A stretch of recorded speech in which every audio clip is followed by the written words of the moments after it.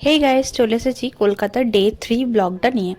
তো দেখতে পাচ্ছ এদের তিনজনের বদমাইশি সমানে চলছে, ডেলি একই রকম, একটুও কমেনি। সকালে ঘুম থেকে উঠে থেকে শুরু হয় রাত পর্যন্ত। তো আমরা বেরিয়ে পড়েছি, ধরে নিয়েছিলাম মেট্রো। তো সেদিন আমরা চলে গেছিলাম কলকাতা জু।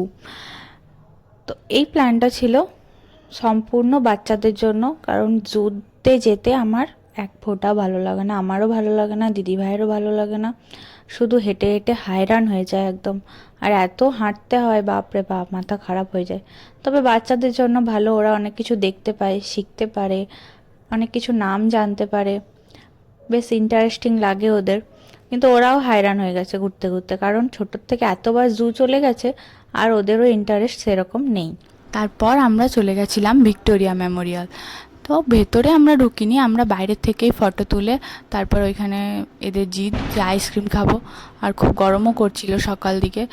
ওইখান থেকে বেরিয়ে জিজু বললো চলো একটা ভালো রেস্টুরেন্টে আজ খাওয়াবো। তো দুদিনে ভাত খাইনি, তো ভাতের জন্য আমি পাগল হয়ে গেছিলাম। তো বললো চলো ভজহরি মান্না।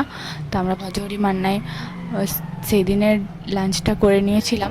তারপর ওইখান থেকে বাস ধরে আমরা চলে গেছিলাম ইকো পার্ক।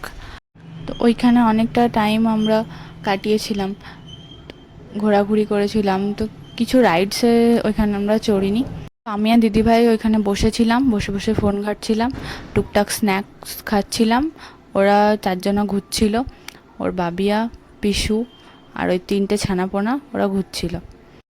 তারপর আমরা চলে গেছিলাম দাদা বৌদির বিরিয়ানি।